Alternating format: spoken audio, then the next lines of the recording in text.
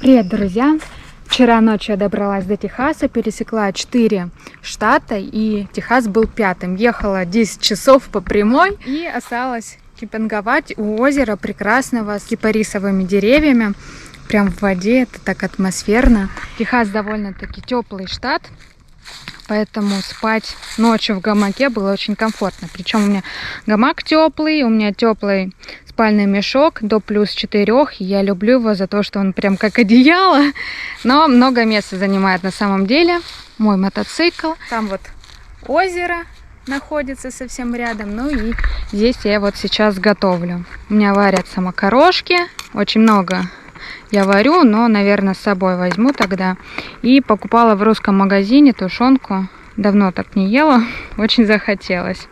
Это у меня там вода стоит. Я на мотоцикле всегда вожу с собой воду. У меня вот здесь вода висит, а здесь бензин. На всякий случай газ всегда с собой. Ну и сегодня в планах поехать в Техас, в город, переночевать там. Еще, правда, не решила куда.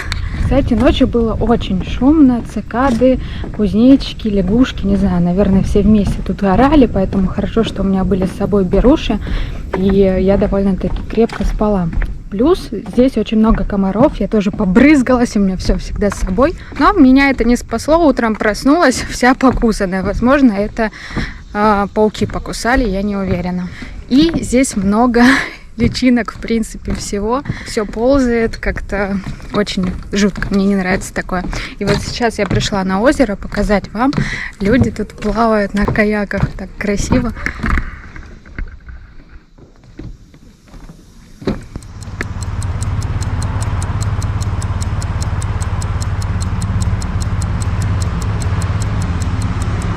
Плюс 32, 5 вечера. Это безумно жарко. Я вообще отвыкла от таких температур. Ощущение, что у меня на максималках работает подогрев ручек. Дышать нечем, в экипировке, конечно, тяжеловато. Я выехала из кемпинга и сейчас еду в Даллас, в город, в Техасе, насладиться атмосферой Техаса.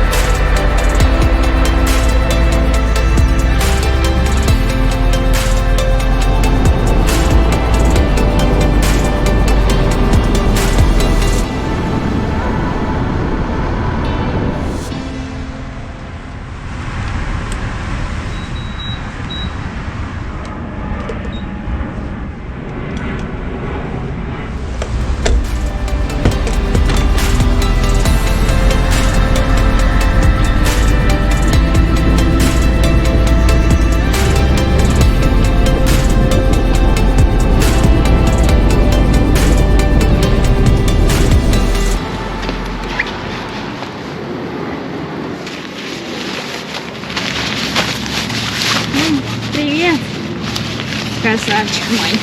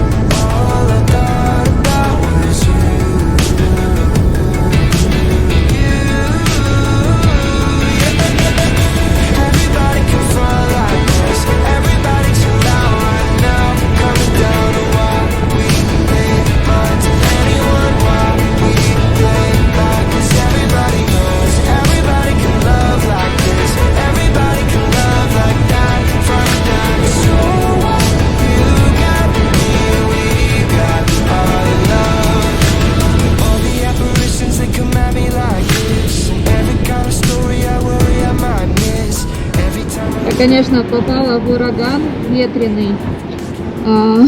Время ветер, конечно, очень тяжело ехать. И ехать мне еще вот 5 часов.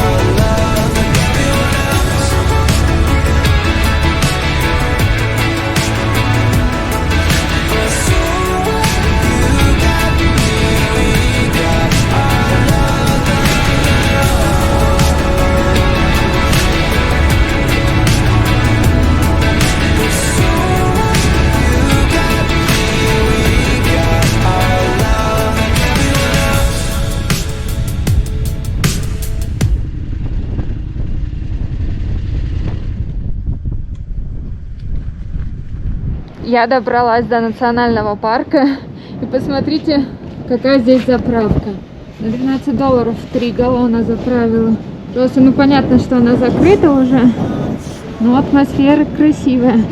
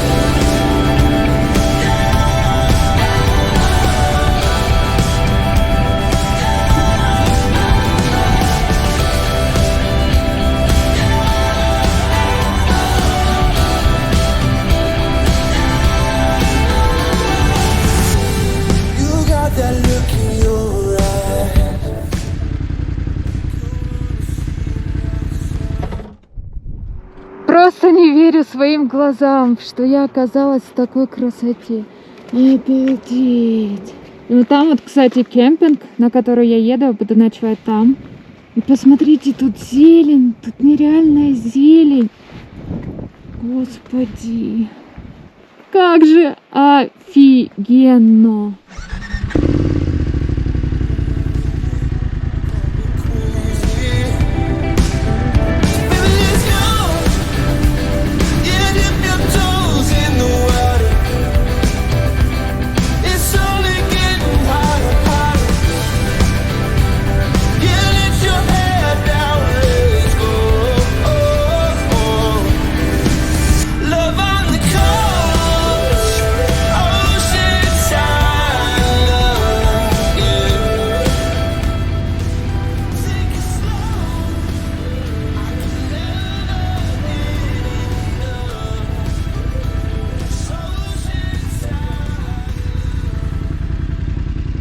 Ну что, я еще не успела разложиться, сразу снимать видео, показывать вам, а то скоро стемнеет. Смотрите, много людей, очень много, безумные виды. Вот мое место, я буду спать здесь.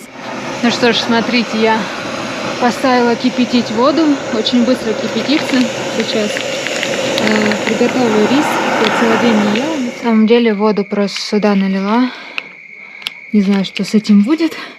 Надеюсь, вкусно. Короче, спать я буду в спальнике. Вешать тут, в принципе, некуда гамак, но я не хочу. Я думаю, возможно, буду спать прямо на столе. Прямо здесь. И от медведей, всякие вот свиньи, медведи. И здесь есть вот так вот. Класс. Вилочки у меня здесь. У меня, кстати, с собой дофига еды, всякой разнообразной. Даже гречка с собой, понимаете? Просто человек. Гречку себе с собой возит.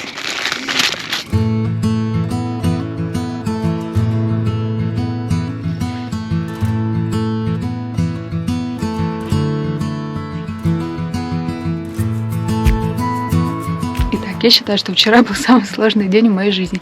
Ни 45-градусная жара в Юте, в Неваде не сравнится с этим. Ни случайно сбитое животное, которое я даже не заметила где-то по бездорожью в Калифорнии. А когда увидела кровь на себе и на мотике, рыдала минут 15, тоже не сравнится с этими ощущениями.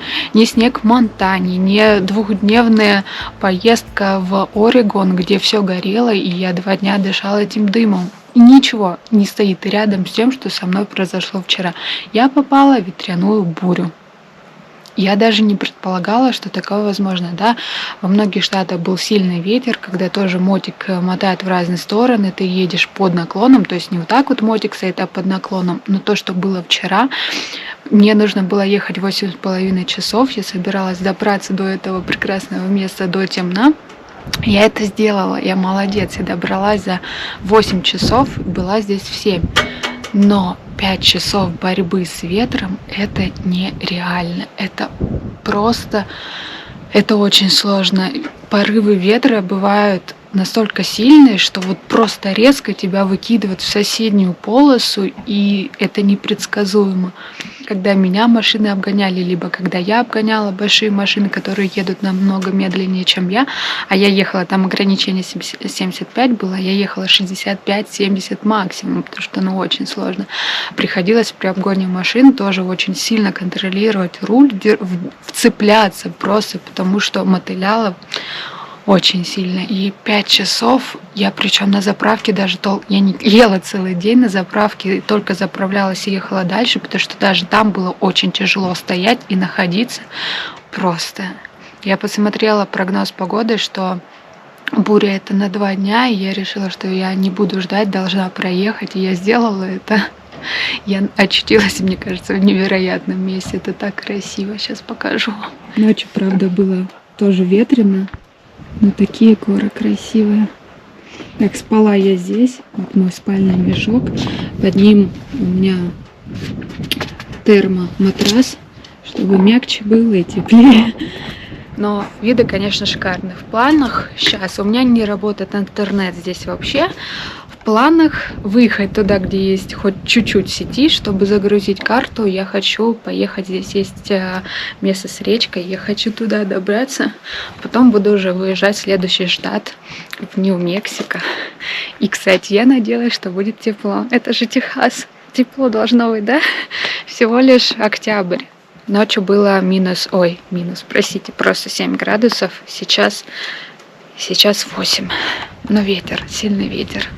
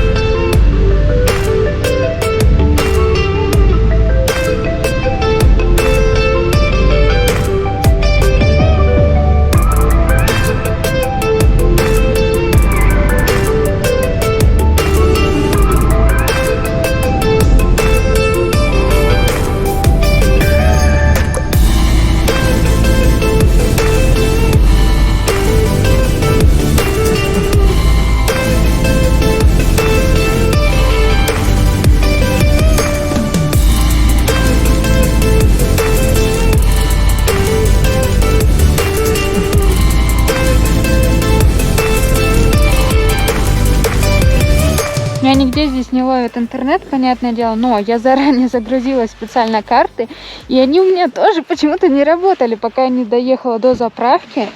И вот у меня здесь работает карта, я сейчас вот здесь нахожусь и собираюсь приехать вот сюда вот. В принципе, маршрут простраивает кое-как, час езды. Стартую туда. Еще я купила, смотрите, какие красивые наклеечки. Такую, и мне кажется, вот эту прям вообще очень круто. Себе и в подарочек. Все, стартуем. Это, кстати, каньон. Я даже не стала снимать шлем, потому что это вот прям мотик мой стоит. Прям совсем далеко идти не нужно. Но интересно, такой маленький, беленький. Но кактусы меня больше впечатляют. Сегодня уже потеплее. Я еду плюс 17. Но мне очень комфортно, без ветра. Поэтому прям тепло. Солнце греет. Мой мотоцикл. Господи, как же тут красиво. Я прям кайфую. Что, осталось мне 20 минут? Я даже не знаю, что меня ждет там. Стартуем.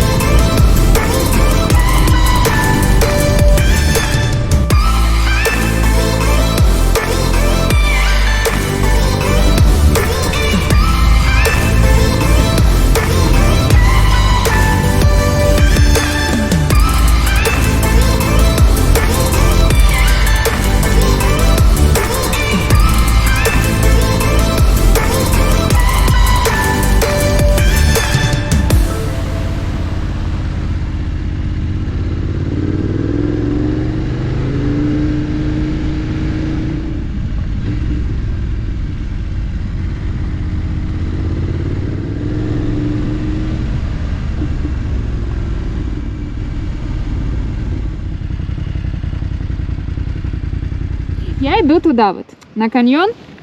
Там речка и очень красиво, я надеюсь. Иначе быть не может. Санта-Елена каньон. Ну, посмотрите, какая красота. Обалдеть, тут еще рафтингом занимаются. Идем, бежим. Класс. Огромная толпа людей, я думаю, они все будут сейчас плавать на каяках. Ну, а я просто погуляю. Let's go. Then we've got Chris. So I look at my bow, I turn my upper body. I put my paddle in the water. Я на самом деле не знала, что здесь можно плавать на лодках. Возможно, у них туры какие-то, которые заранее заказываешь, потому что людей очень много. Я бы тоже хотела присоединиться, потому что просто посмотреть на эту воду, ну, не так уж и интересно, нежели если бы можно было поплавать на каяках. Завидую белой завистью. Я думаю, здесь также можно хайкать, но у меня нет обуви для хайка по воде. Я в Юте уже так делала, это было очень холодно, потому что вода ледяная. Ну что ж, следующий путь у меня лежит до Белых Песков, это уже Нью-Мексико штат. Ехать 6,5 часов. Думаю, до вечера справлюсь и нужно найти, где я буду ночевать.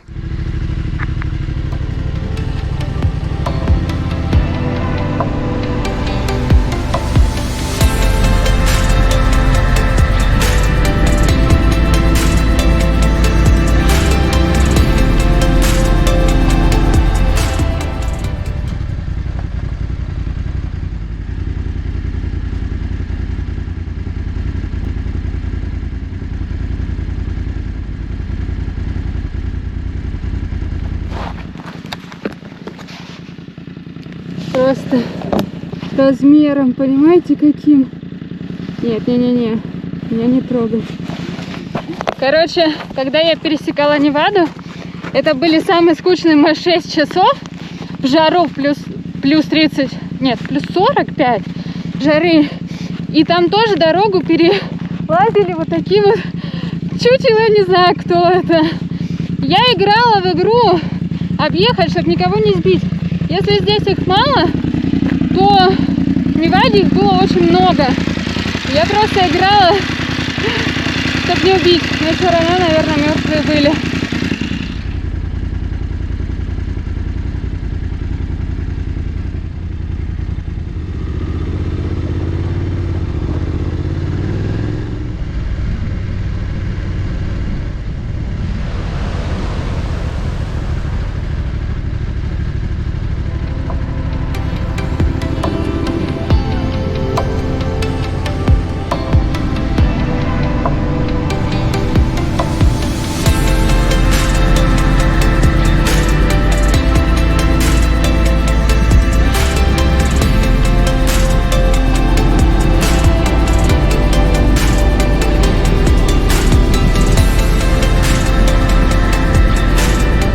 Ну что, теперь я стала еще грязнее, чем была.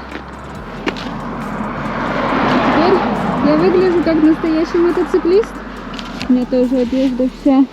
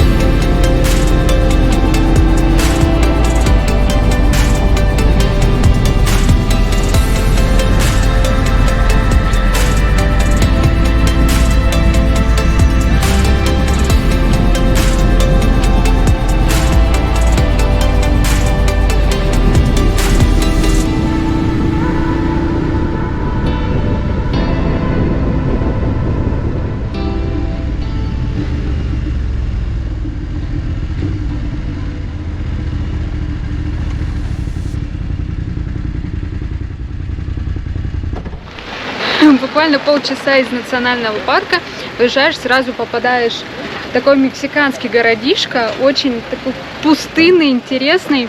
Я вот здесь заправилась, ходила, купила себе воды, и мне безумно нравится вот та вот гора, прям офигенная. Я думаю, здесь очень такая мексиканская атмосфера. Я когда была в Лос-Анджелесе на границе с Мексикой, вот в принципе то же самое. Знаете, что меня больше всего радует, что не жарко. Плюс 22 градуса, я просто в футболочке, в экипе, и мне отлично, большего не нужно.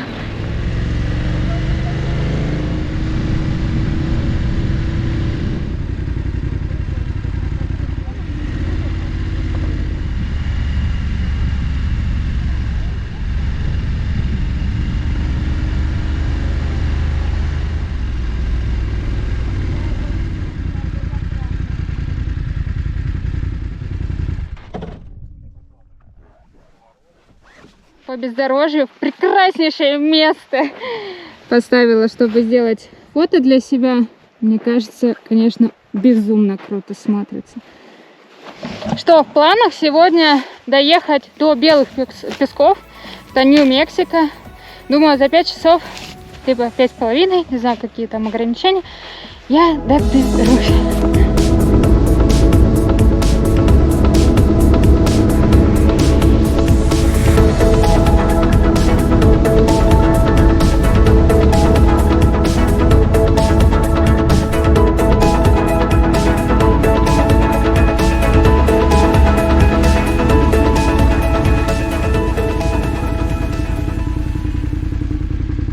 Просто проезжала мимо, остановилась, чтобы вам показать. Смотрите, типа лошадка, да? Ишачок, скорее всего. Здесь кемпинг, магазинчики. Как интересно оформлен, прям. Мне нравятся вот эти вот головы. Прям атмосферненько.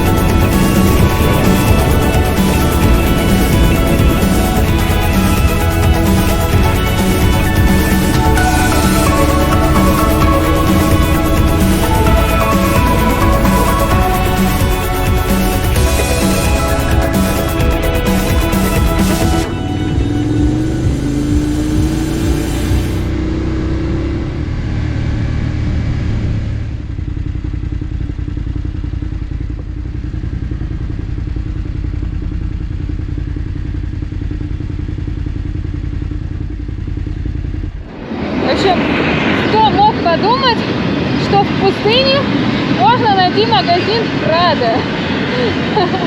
Я не могла бы догадаться. Просто ехала, вижу много машин стоит, думаю, что такое, остановлюсь.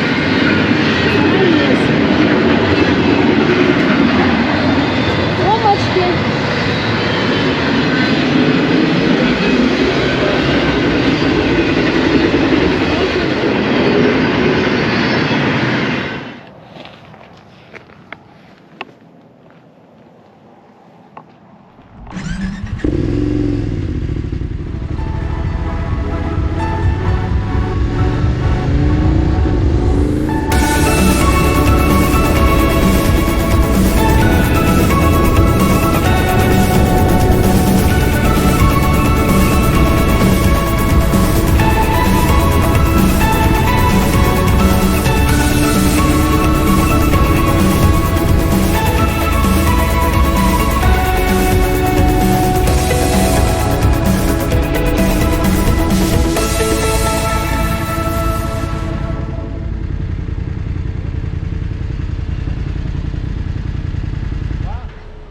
Hi, welcome.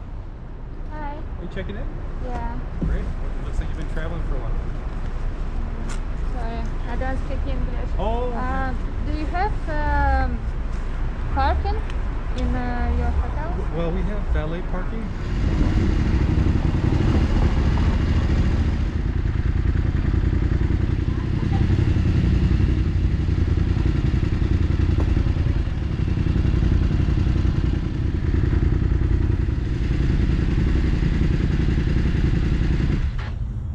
Свои грязные вещи, холодильник привезла. Сегодня буду жить в таком прекрасном отеле. Видите, это прям тема мексиканцев, да? Поэтому отель тоже очень интересненько оформлен. Жаль, вида нет. Вот хочется красивого вида, но его нет. Шикарный душ, шикарная кровать. Что ж, буду сейчас свои сумки вытаскивать. На самом деле я сейчас на границе с Мексикой. Видите, тут граница. И город находится прям на границе Америки и Мексики. Поэтому атмосфера такая чисто мексиканско-американская. Короче, классно. Всякие фонарики уже к Новому году, мне кажется. Пойду туда. Посмотрю, что там.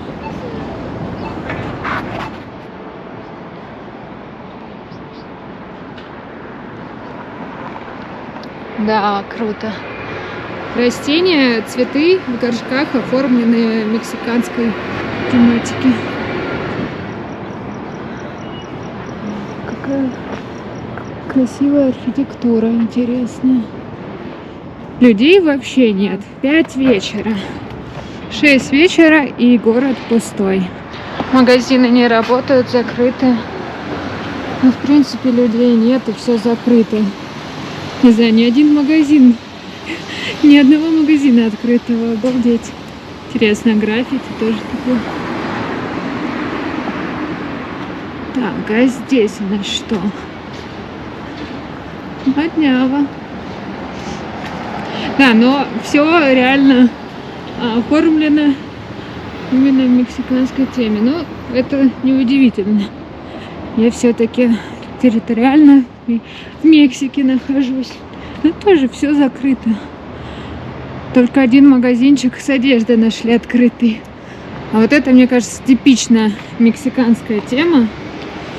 А нет, это инопланетяне. Я уж подумала, что это скелеты.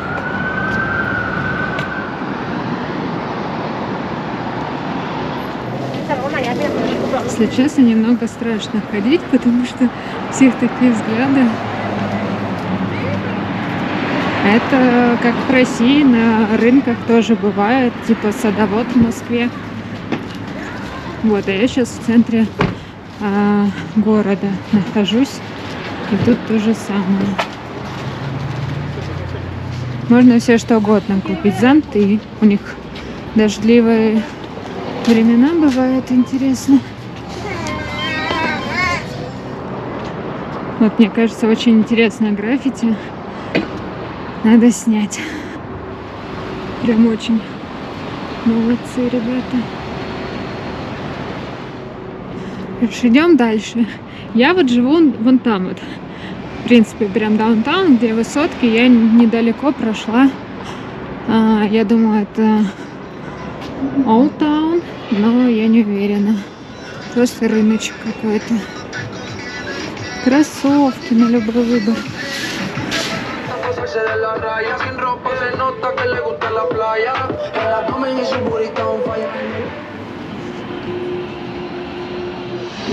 И вот, в принципе, как разделяется, да, welcome, это welcome to Мексика, я так понимаю, и вон граница. То есть, в принципе, люди оттуда все приезжают, и эта часть уже Америка. Но разделение, в принципе, не ощущается, что одни мексиканцы вокруг. У людей тут замки на домах, и, в принципе, везде заборчики. Мусора, кстати, здесь не так уж и много на самом деле по сравнению с другими американскими городами крупными. Тоже смотрите, какое интересное граффити. И вот, видите, толпа огромная. Это люди возвращаются домой в Мексику. То есть сейчас я нахожусь в Америке.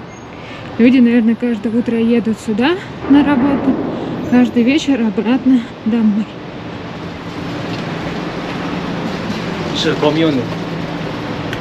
Если бы я понимала, что ты сказал. А служба идет. Этот город полон красивыми, интересными граффити. И, кстати, насчет пробки. Я все иду, а эта пробка продолжается и продолжается. Интересно, как долго люди стоят в ожидании попасть домой. Мне так нравится, что здесь все такое яркое.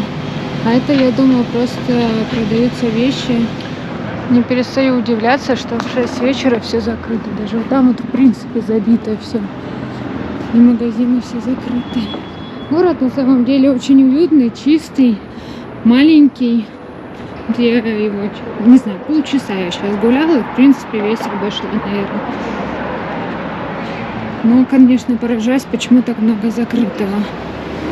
Идем. Мой отель сразу, как смотрите, меняется атмосферка. Хоп. И все хорошо. Здесь вот закрытый магазин. Вон там вот мой отель.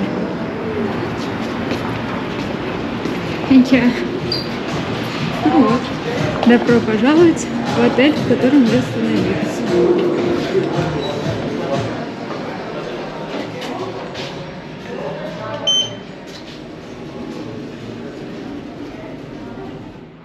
Вчера я проехала 8 часов, и сегодня я проехала 5 часов. Здесь уже граница с Нью-Мексико, а здесь с Мексикой. То есть я на границе прямо с Мексикой. И почему-то у меня приложение иногда тупит, и видите, я здесь типа пешком ходила. На самом деле я ездила. Не знаю, почему так получается. Итак, у меня загорелось. При том, что знаете, сколько я уже проехала? 11 миль. И я поверить не могу, что действительно я проехала так много. То есть я уже большую часть Америки увидела. Обалдеть. И это будет 3-е ТО. Первое дело в Калифорнии, потом в Монтане. И вот сейчас найду где-то здесь поближе. Обалдеть.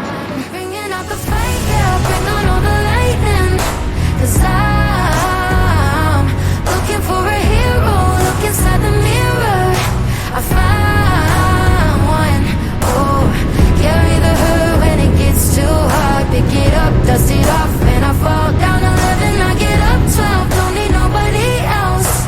Yeah, I can save myself. Oh, oh, oh, oh,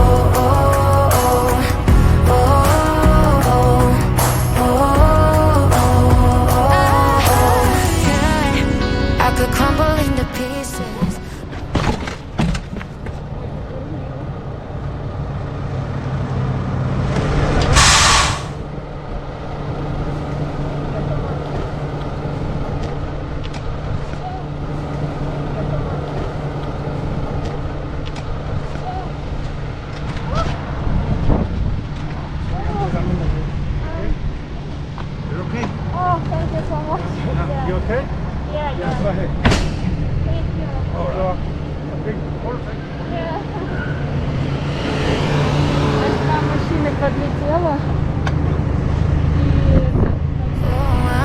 Bringing out the fire, bring on all the lightning. 'Cause I'm looking for a hero, look inside the mirror. I found one, oh, carry the hurt when it gets too hard. Pick it up, dust it off, and I fall down 11, I get up 12, don't need nobody else. Немного раздумий о Техасе. У меня было мнение, видимо, стереотипное о том, что в Техасе живут такие, не знаю, как грубоватые, возможно, местами агрессивные, диковатые люди, но это оказалось неправдой. Везде, в каждых деревушках мелких люди подходили, спрашивали, помогали. Даже я не просила помощи, люди сами мне помогали. На заправке у меня была проблема, не могла оплатить, мне помогли. Кто-то сам доставал переводчики, я не говорю по-английски, пытался мне объяснить, помочь. Я прям была в шоке, настолько мило, настолько добродушные люди. И с одним человеком я даже смогла поговорить. Он мотоциклист, у него Харлей. И он спрашивает, сколько я путешествую, где была. Я говорю, вот сейчас только что вернулась из Биг Бенд. И он говорит, блин, так здорово, это совсем рядом, но я там никогда не была. Там красиво, спрашивает. Говорю, да, моя зенка, типа, очень круто. И он тоже такой радостный из-за этого. Я спросила, почему здесь ездят без шлема. Я не встретила ни одного человека в шлеме в Техасе. И он говорит, что он тоже не использует шлем. Я говорю, опасно ли это? Он говорит, раньше было хорошо, но сейчас dangerous из-за того, что люди сидят в телефонах, очень опасно. И он говорит, что он один раз падал, но все обошлось. Так что я обычно езжу в очках, бандане. Но, в принципе, только таких людей я встречала. Так что насчет харлеистов у меня тоже мнение немножко изменилось. Наверное, видимо, очень важно, откуда человек, потому что, когда я была в Вайоминге, ни один харлеист со мной не поздоровался. Я каждому руку там поднимала, либо ногу, никто в ответ не здоровался. Если человек едет на гусе, либо на другом турендуро, путешественник всегда здороваются, но когда на Харлее, вообще ни разу. Причем там не только харлеисты себя так вели, но и автомобилисты. Многие подрезали, многие агрессивно там факт кто-то мне показывал из окна. Было много агрессии. Я думала, возможно, это из-за расизма, либо в принципе, не знаю, потому что я мотоциклист. Но в Техасе как бы все видят, что у меня Россия, у меня везде на мотике РУ, Россия. Расизма никакого нет, люди очень добродушные, так что я была приятно удивлена.